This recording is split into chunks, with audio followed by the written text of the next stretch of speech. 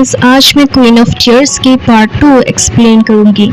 Part 2 में हम देखते हैं कि ह्योनु बहुत कंफ्यूज्ड है। वो ये नहीं जानता कि वो करना क्या चाहता है। उसके मन में हेइन के लिए फीलिंग्स तो थी और जब भी हेइन किसी दूसरे लड़के के साथ होती थी तो ह्योनु जेलस हो जाता था। लेकिन फिर हेइन से डिवोर्स भी चाहता ह्योनु के दोस्त ने उसे बार बार कहा कि उसे ये कंफर्म करना चाहिए कि हेइन उसके नाम पर कुछ प्रॉपर्टी और पैसे छोड़ दे। इसलिए ह्योनु हेइन के साथ काफी अच्छे से रहने लगा, हेइन की केयर करने लगा। धीरे धीरे ह्योनु का बिहेवियर देख के हेइन को भी विश्वास होने लगा कि ह्योनु शायद अब भी उससे प्यार करता है और उसे वापस जीतने के लिए कोशिश कर रहा है। लेकिन हेइन ने सब कुछ गलत समझा और वो इस बात से अनजान थी कि ह्योनु के दिमाग में क्या चल रहा है। ह्योनु की माँ को पता था कि वो दोनों इस बात से अनजान थे कि एक दूसरे के दिमाग में क्या चल रहा है। ह्योनु की माँ एकमात्र ऐसी इंसान थी जो अपने स्वार्थ के बारे में नहीं सोचती थी और वो अपने बेटे की खुशी चाहती थी। दूसरे लोग भी चाहते थे कि ह्योनु खुश रहे, लेकिन कहीं ना कहीं वो लोग अपना फायदा भी देख रहे थे। ह्योनु ये तय नहीं कर पा रहा था कि वो अपने लाइफ से क्या चाहता है। एक वक्त उसे ऐसा लगता था कि वो एक टॉक्सिक रिलेशन से छुटकारा चाहता है और फिर दूसरी बार जब उसने हेइन को किसी और लड़के के साथ देखा तो उसे जलन होने लगी। ह्योनु कभी भी ऐसा नहीं था। हेइन कुछ भी करती थी उससे ह्योनु को फर्क नहीं पड़ता था। ऐसा लगता था जैसे उसके मन में हेइन के लिए कोई फीलिंग्स नहीं थी। लेकिन जब उसे पता चला कि हेइन को ब्रेन ट्यूमर हुई है तब से सब कुछ बदल गया। ह्योनु को पता ही नहीं चला कि कब उसने नाटक करना बंद कर दिया और कब उसे सच में एक बार फिर से हेइन से फर्क पड़ने लगा। पहले ऐसा लग रहा था कि युनसोंग हेइन से प्यार करता था और वो इस बात को बर्दाश्त नहीं कर सका कि हेइन एक बार फिर से ह्योनु से प्यार करने लगी थी। युनसोंग ने ह्योनु को इनसिक्योर फील कराने के लिए पूरी कोशिश की। उसने जानबूझकर खिड़की बंद कर दिए ताकि ह्योनु को इस बात से बेचैनी महसूस हो कि ना जाने वो और हेइन क्या बात कर रहे हैं। आगे पता चलता है कि युनसोंग असल में क्वीन एम्पायर को बर्बाद करना चाहता था। युनसोंग को पता चला कि चेयरमैन होंगमांडे के पास सोंगजोनबॉम नाम का एक आदमी था जो कंपनी से रिलेटेड सभी फाइनेंशियल मैटर्स को देखता था। चेयरमैन के पास काफी ज्यादा स्लश फंड्स था और युनसोंग के पास उसे एक्सपोज करने और उसके खिलाफ केस फाइल करने की प्लान थी। हेइन और ह्योनु इस बात से पूरी तरह अनजान थे। युनसोंग के मन में हेइन के लिए फीलिंग्स हो सकती है, लेकिन अब तक क्वीन एम्पायर को बर्बाद करना उसका सबसे बड़ा मोटिव है जिसे वो किसी भी हाल में पूरा करना चाहता है। युनसोंग लगातार हेइन और ह्योनु के बीच दरार पैदा करने की कोशिश कर रहा था और मिस्टर हरमन के साथ एक डील करने के बहाने वो लगभग हर दिन हेइन से मिल रहा था। युनसोंग इस बात का फायदा उठा रहा था कि हेइन की माँ हेइन को पसंद नहीं करती थी और वो चाहती थी कि सुचोल युनसोंग के साथ बिजनेस करे। सुचोल युनसोंग से मिला और उससे अपने बिजनेस प्लान के बारे में बताया। क्वीन ऑफ टीयर्स एपिसोड 4 के अंत में हेइन ने कुछ बहुत ही अजीब किया जिसकी किसी ने भी उससे उम्मीद नहीं की थी। हमने पिछले एपिसोड में देखा था ह्योनु के भाई बहन हेइन से मिलने सोल गए थे और ह्योनु को इस बात का अंदाजा नहीं था कि उसके भाई बहन ऐसा कुछ करने वाले हैं। ह्योनु के परिवार को उनकी शादी में सचमुच अपमानित किया गया था और तब से हेइन ने कभी भी उनसे मिलने और जाने की कोशिश नहीं किया था। हेइन कोई बुरी इंसान तो नहीं है, लेकिन उसे कभी एहसास नहीं हुआ कि उस पर कुछ जिम्मेदारियां हैं क्योंकि वो एक परिवार की बहू थी। जब हेइन को ह्योनु की बहन से एक मैसेज मिला जिसमें उसे बताया गया कि हेइन अगर वहां आएगी तो लोकल इलेक्शन में उनके पिता को जीतने में मदद कर सकती है, तो हेइन ने वहां जाने का फैसला किया।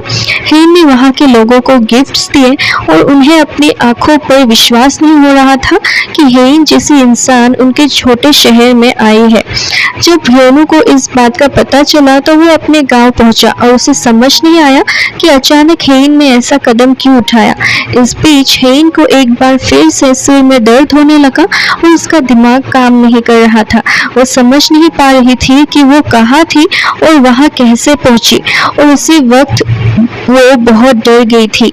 ह्योनु आया और उसे वापस घर ले गया। हेइन ह्योनु को बताती है उसे काफी डर लग रहा है। ह्योनु हेइन को हक करता है। इसके बाद उन दोनों के बीच जैसे कुछ बदल जाता है। बारिश शुरू हो जाती है और वो पास की ही एक जगह में जाके बैठते हैं। दोनों बिल्कुल एक हैप्पी मैरिड कपल की तरह लग रहे थे, यहाँ तक कि 3 साल में पहली बार एक दूसरे को देखकर मुस्कुराते भी हैं। इस बीच ह्योनु की फैमिली घबरा जाती है कि हेइन गायब है। आखिरकार जब वो हेइन को ह्योनु के साथ पाते हैं तो वो जल्दी सो जाने का नाटक करते हैं ताकि दोनों एक साथ कुछ वक्त बिता सके, इस उम्मीद में कि किसी तरह डिवोर्स करने का डिसीजन ह्योनु के दिमाग से निकल जाएगा। दूसरी ओर हेइन की माँ और भाई को उसका एक वीडियो मिलता है जिसमें हेइन ने अपने ससुराल वालों के साथ ढेर सारा खाना खा रही है और मुस्कुरा रही है। ह्योनु की माँ असल में हेइन के साथ वही प्यार करती है जिसकी हेइन हकदार है। इसी बात से हेइन की माँ को जलन होती है कि हेइन उनसे तो अच्छे से बात नहीं करती कभी, लेकिन अपने मदर इन लॉ के साथ काफी खुश है। इस बीच ह्योनु हेइन के घाव का इलाज करता है और यहाँ तक कि उसके बाल भी सुखा देता है। ये देखकर कि वो एक दूसरे के इतने करीब हैं, लेकिन ह्योनु कमरे से बाहर निकल जाता है जैसे ही हेइन उसे किस करने वाली होती है, और ह्योनु का ये बिहेवियर हेइन को काफी अजीब लगता है। ह्योनु नशे में धुत हो जाता है और कहता है कि वो हेइन के साथ एक ही कमरे में सोना नहीं चाहता क्योंकि वो हेइन के करीब नहीं जाना चाहता। वो फिर से वैसा होना चाहता है जब उसे हेइन से बिल्कुल फर्क नहीं पड़ता था। हालांकि हेइन जो उसका इंतजार कर रही थी नशे में धुत ह्योनु की बात सुन लेती है और वो ह्योनु से फिर से नफरत करने लगती है। फ्लैशबैक में हम देखते हैं कि क्यों दोनों अलग अलग कमरे में सोने लगे। 2 साल पहले जब हेइन प्रेग्नेंट थी तो उन्होंने बच्चे के लिए एक सुंदर नर्सरी तैयार की थी। हालांकि जब उन्होंने बच्चे को खो दिया तो हेइन ने ह्योनु से एक शब्द भी कहे बिना तुरंत कमरे में मौजूद चीजों को फेंक दिया। हेइन ने इस बात का एहसास नहीं किया कि इस चीज का ह्योनु को कितना बुरा लगेगा।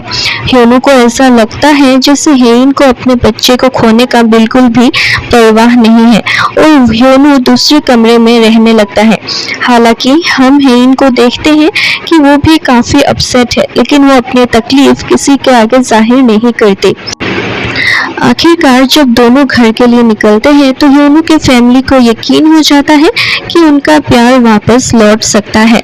हेइन ह्योनु के साथ फिर से रूडली बिहेव करना शुरू कर देती है और ह्योनु सोचता है कि ये हेइन का नॉर्मल बिहेवियर ही है। बारिश हो रही है और हेइन ने नोटिस किया कि ह्योनु का कंधा बारिश में भीग रहा है ताकि हेइन बारिश में ना भीगे। युनसुंग बीच में आता है और हेइन को दूर ले जाता है और ह्योनु अकेला रह जाता है और फिर से वो जेलस हो जाता है। ह्योनु जानता है कि युनसुंग कुछ तो चाहता है। ह्योनु इस बात से बिल्कुल खुश नहीं है कि अब युनसुंग भी इसी घर में रहेगा। हालांकि युनसुंग ने हेइन को बताया कि ह्योनु को इस बात से फर्क नहीं पड़ रहा कि वो यहाँ रह रहा है। बाद में हेइन की माँ इनको ये बताने की कोशिश करती है कि उन्हें ये नहीं पसंद कि हेइन ने अपने ससुराल वालों के साथ इतनी मिलजुल कर रहने लगी, लेकिन अपने माँ के साथ कभी नहीं। हेइन ने जवाब देती है कि उसने भी अपनी माँ को कभी मुस्कुराते हुए नहीं देखा है। हेइन अपनी माँ, भाई और युनसोंग को उसके बिना खाना खाने के लिए कहती है।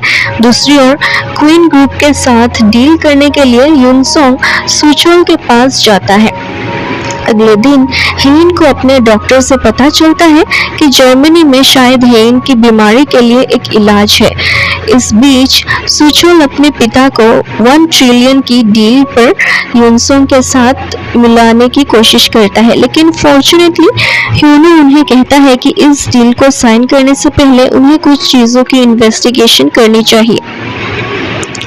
घर पर हेइन की चाची ब्योमजा और उसकी सौतेली माँ के बीच चीजें खराब होती जा रही हैं। सौतेली माँ ब्योमजा पर हाथ उठाती है और ब्योमजा को अपना असली रूप दिखाती है। हालांकि उसके पिता को विश्वास नहीं है कि वो ऐसा कुछ कर सकती है, क्योंकि ब्योमजा के फादर इस औरत से इतना प्यार करते हैं कि उन्हें किसी और की बातों पर कोई विश्वास नहीं, यहाँ तक कि अपने बच्चों की बातों पर भी विश्वास नहीं। बाद में हेइन को पता चला कि उसे अपने इलाज के लिए थोड़ा इंतजार करना होगा, क्योंकि उसकी WBC काउंट काफी कम है। उसे इसकी परवाह नहीं है, क्योंकि एक चीज जो हर कोई उससे मांग रहा है वो है समय, जो उसके पास नहीं है। ब्योमजा उसी अस्पताल में होती है और वो हेइन को वहां देखकर चौंक जाती है। जब उसे पता चलता है कि हेइन को ट्यूमर है तो वो हेइन को हक करती है और खूब रोती है। हेइन किसी का इंतजार नहीं करती और उसे लगता है कि ह्योनु उससे नफरत करता है, इसलिए वो अकेले ही यूरोप के लिए निकल जाती है। ब्योमजा हेइन के साथ जाना तो चाहती है, लेकिन हेइन कहती है कि वो अकेले हैंडल कर लेगी और ब्योमजा को अपने साथ ले जाने से इनकार करती है। ह्योनु को पता चलता है कि हेइन चली गई है और ह्योनु भी अपना बैग पैक करता है और यूरोप चला जाता है। उसके दिमाग से डिवोर्स लेने के सभी ख्याल गायब हो जाते हैं। हेइन की ट्रीटमेंट नहीं हो पाती और वो बहुत अपसेट है। वो बिल्कुल अकेली है और उसके पास जिंदा रहने के लिए कोई भी उपाय नहीं है। हालांकि वो घर पर नहीं जाने का फैसला करती है और इसके बजाय वो उस जगह पर जाने का फैसला करती है जो उसे अपने हनीमून के दौरान पसंद आई थी। ह्योनु को हेइन मिल जाती है, बावजूद इसके कि उसका फोन बंद था और किसी को नहीं पता था कि हेइन कहाँ है। ह्योनु कहता है कि हेइन उसकी कोई भी बात नहीं सुनती और हेइन को पहनने के लिए कंफर्टेबल शूज देता है। ह्योनु ने हेइन को याद दिलाया कि कैसे उसने उससे कहा था कि अगर वो उसके साथ रहना चाहता है तो वो उसे कभी नहीं रुलाएगी। वो उसे बताता है कि जब से उसने शादी की है ह्योनु कार में और काम पर बहुत रोया है और जब से वो अकेले सोया है उसे शांति से रोने का मौका मिल गया।